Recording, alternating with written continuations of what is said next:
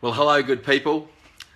Mark Dwyer here again with yet another rousing edition of Ask Mark Anything. Today is a interesting subject matter yet again. I'll just get rid of this little calendar in the background. Hopefully that will make the light a little bit better. She's shining pretty heavily. Yes, today's an interesting subject matter because we're going to talk about prospecting in terms of what we call foothold. Now, when we look at the prospecting thing or the prospecting issue, I believe that most real estate agents are challenged because we tend to look at prospecting as a means to an end, rather that we prospect out of need rather than habit. And more importantly, we tend to not necessarily follow a strategy. Now, I get it. I know that everyone thinks that what you do is you prospect as a means to an end. You need prospective sellers to get listings, and then listings bring sales. But I like to look at this in a much more comprehensive manner, in that we're not just going to attack the equation from a productivity angle. More importantly, we're going to attack it from a progressive angle so that you can take market share with permanency. So the first thing that I look at in any real estate market, it doesn't matter whether I'm in New Zealand, it doesn't matter whether I'm in other states inside of Australia, many of which have lots of idiosyncrasies that are different to the market that I worked in. But one thing has always remained consistent, and that is that 60 to 90% of every market that I go into is typically controlled by three dominant agents, three dominant brands. Now, I refer to these as players. The rest of the agents make up what I call the contenders. Now, it doesn't matter, it matters very little whether you're brand new and you're a contender, or you've been around for a while and you're still a contender, or you've actually once upon a time had that market share. We can break back in. Foothold is by and large about creating presence, and I mean presence in terms of immediacy. Now, reminded, so many books that I read, usually they last for about a week, book of the week. I've got one that's gone from not just book of the month to book of a quarter, and that's a book that's been written called The 60-Second Entrepreneur by Manos Findakakis. Now, we've spent a lot of time on the phone, Manos and I, because we sort of have an alignment and affinity, if you like, on numbers. And if you run numbers, you can pretty much read them like a book. So the first consideration you've got to make about the marketplace you're going into is just how many sales you want to make. Now, I don't have time in this 15-minute spurt to explain all the little idiosyncrasies again, or the little elements that make up this formula, but it's quite simple. In any given market that you go into, you can only reasonably expect for every 1,000 properties that you are prospecting a maximum in capacity, so not a maximum, but a reasonable expectation is 20 sales. So over the course of the year, if you want to make 40 sales in that area, you need to be looking at a marketplace of about 2,000 properties. So I always think if you're fairly new, a good starting point is about 3,500. If you've been in the game for some time, I'd definitely be looking at 5,000, because the next thing I'm going to say to you is stay away from thoroughness. The other mistake that I see real estate salespeople make around the prospecting game is they have this overwhelming urge to be thorough in their application of prospecting. It's not about being thorough, it's about being effective. Effective to the point that we want to get ourselves into a position where we're knocking on the door, at the very least, of about 10 new incoming listings per month. Sound like a pipe dream? I can assure you it's anything but. If you follow the very simple formula that I'm going to thump at you very, very quickly, over a 12 to 16 week period, you can pretty much take that 30% market share and successfully dislodge a player. So the first thing you have to do is know your market.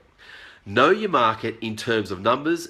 If you follow that formula that I've just given you, well, then you can understand its capacity to deliver the numbers that you want.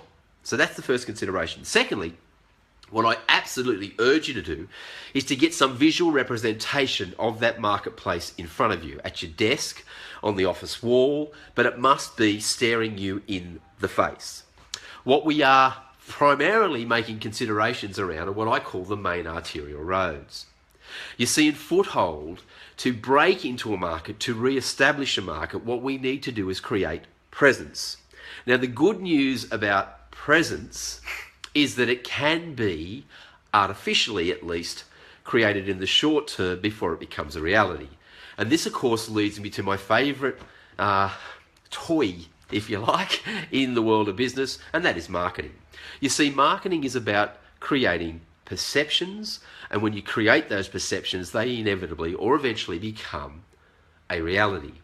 Now, I'm not talking about creating a deception and maintaining that deception. The intent must be to create that perception with every intention of giving it substance, of giving it reality, and we will soon be doing that. But without any question, presence can be fabricated. Because at the end of the day, presence, insofar as real estate agencies being selected is concerned, is determined by the number of signs you have in the area. Now, I can hear you already saying, well, of course, if you've got the most signs, you've got the most listings, but how do I get the most signs without the most listings and vice versa? It's that chicken or the egg scenario. Excuse me. So we'll get that. So to get that chicken or the egg theory, to get on top of that, to be truly in control of that, we need to create the perception of presence until it becomes a reality. Now, how do you do that? Well, the reason that we got you to get that graphic map of the area that you're about to tack on the wall is I want you to pay particular attention to the main arterial roads.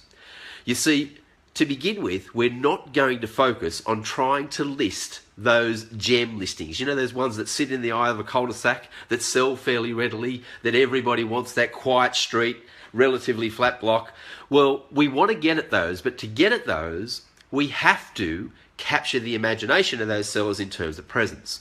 And the key to this is those listings that seemingly are less palatable on the main arterial roads. We want to get the busy roads. We want to get 3 to 5 signs on the main arterial roads that surround that area that you're controlling. You see, because I run some simple rationale for the people to get to and from those properties that they live in, those prime properties, those premium properties in the eye of a cul-de-sac, they have to frequent those main arterial roads. So that's what we're going to attack. How do we do it? Well, the first thing that we actually level at there is a letter which is called Fat Boy. Now, I don't have time to read this through to you. I'm more than happy for those of you that are serious about doing something here to let me know, and I'll do my very best to give you some access to something like this. But what that letter actually does, it offers, now this is the scary part, free marketing to the owners of those properties. Secondly, it allows the owners of those properties to put them onto the real estate market at a price of their choosing. You see, I'm not that concerned about whether or not these properties are going to sell. Of course, I'm a real estate agent, I want to sell them. But if they don't, yet, and the owner is happy to give it a try at a higher number, I'm more than prepared to pay for the marketing, because to me, that will give me presence in the area. The second thing that I do is with the sign itself, I create the presence of signage by replicating the sign into a postcard size printout, leaflet if you like. This is done on card so that it replicates your for sale sign. Now, this is the hard part for a lot of people to get their head around. I then want that sign to not have any call to action on it. I don't want to have, you know, mobile phone numbers, all that sort of thing. I just want it to replicate the for sale sign that we use commonly on properties. Double-sided. And what I do with these, I put these out over really a 12-week plan, and then I let it settle in for a long period of time into that marketplace. In fact, as for all the things that I do inside of these protocols, because we graduate, once we break into the market, we leave these protocols behind. But this is one facet that we use all the way through in perpetuity. So I grabbed that postcard size sign, and in the first week I slip it under the front doors. Now if it's prohibitive to put them under the front doors for whatever reason, I then put them into the letterbox. I wait 1 week, so we're now on week 2, I put them into the letterbox.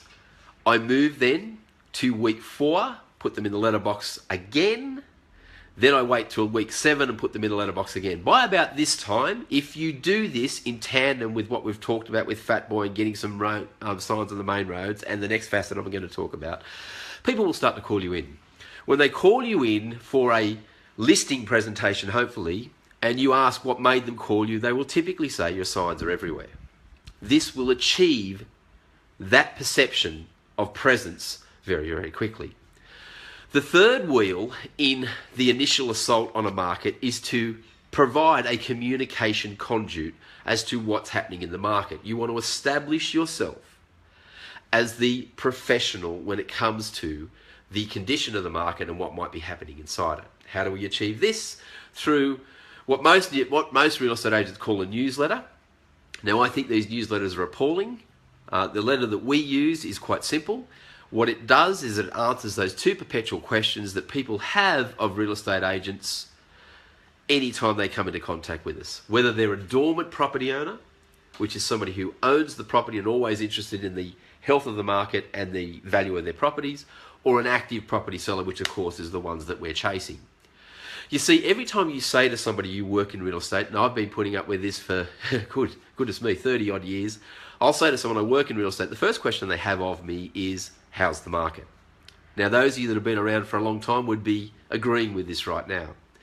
Once I tell them the condition of the market, the very things that they move to is I'll say, I have this property no matter where it is in the world, and they'll ask me what I think it might be worth, even if it's in bloody Addis Ababa, because they think my mind is connected to an international database where I can just get a few numbers and pop out a figure.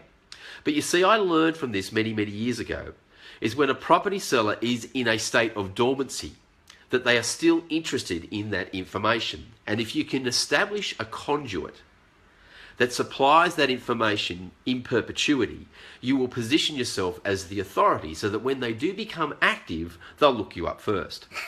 So how do we establish this? Well, we come up with a simple newsletter that in less than 100 words, this is key in putting this together, less than 100 words, you tell them the state of the market. Immediately below that, you give them a smattering of property sales that have occurred over the last month. If you have to go a little bit further, over the last 6 weeks.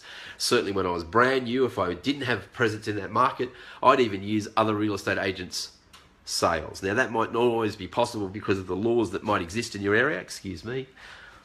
I'm actually not well at the moment, so if I look not so good, it's because I've hardly slept and I'm crook.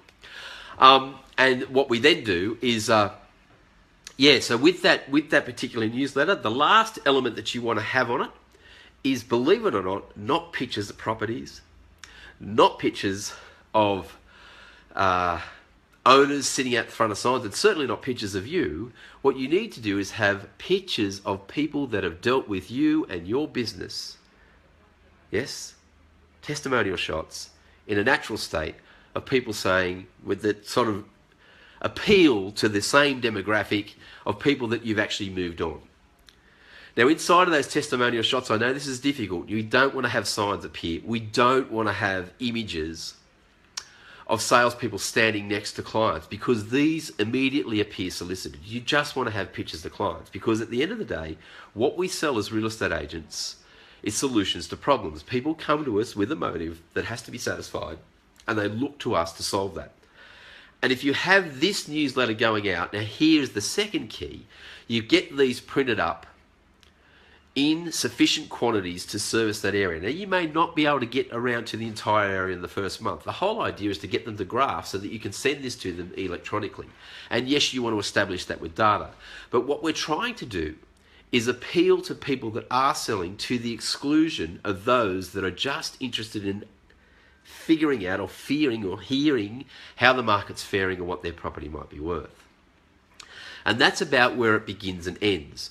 So if you get that three-pronged attack occurring, and I know it sounds easy in explanation, the strategy, of course, and maybe in delivery it's a little tough. Well, it is. You see, in Foothold, it's a large component of voice-to-voice, face-to-face prospecting. And indeed, you are going to come across a lot more sellers that are not doing anything, that are dormant property owners, than you are actual property sellers. So it's a grind. There is a bit of a grind. But as I've said in the promo for this, if you're the type of person that likes to pull that Band-Aid off quickly, well, this will appeal to you. If you go at it hard, you get that signed card, that for sale card out there, you get some signs positioned on the main road. So other ways to do this other than delivering the fat boy is if you're in a company that has a lot of rental properties, I would then look to those that are situated on the main roads. I'd ring the owner of that property, the landlord, and ask them if I can put a promotional sign up. If they balk, I just simply say to them, well, look, how about I give you free management fees for a month? I'll usually do that. Because this is where the key comes in. You want to have those signs established on those main arterial roads. You want those sign cards to be going out. And you want that newsletter to be going out in those gap weeks that we just spoke of. And you want this all to be occurring simultaneously at the same time. This creates, although artificial, immediate presence in the marketplace and gives you that coveted foothold that you need, because automatically you become a consideration in much the same way as the players do.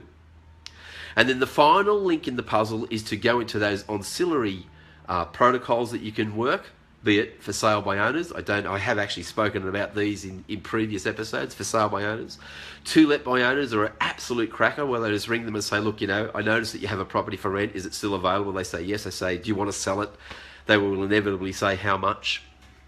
I move to past sales and established clients. And if I do all of these things, although labour intensive, inside of that compressed period, I absolutely guarantee you will have created presence within that market, and you will most certainly, no doubt whatsoever, have gotten those seed listings which create a foothold, and from that foothold you can move to the next series of protocols, which I'm not here today to talk about, but they represent traction, where you start leveraging from one listing into two into four, and so on. So I hope you found that helpful. Please feel free to pop all of your questions at the bottom of this recording, which will appear mainly on the Return of the Salesperson, where we can engage some conversation around this, and I'll give you all the information you need to crack that market, break in, establish yourself, and you'll be well on the way toward double-figure listings, which is the utopia of real estate sales. So I hope you enjoyed it, and I look forward to you joining me again on another rousing edition of Ask Mark Anything. Oops, what do I know here?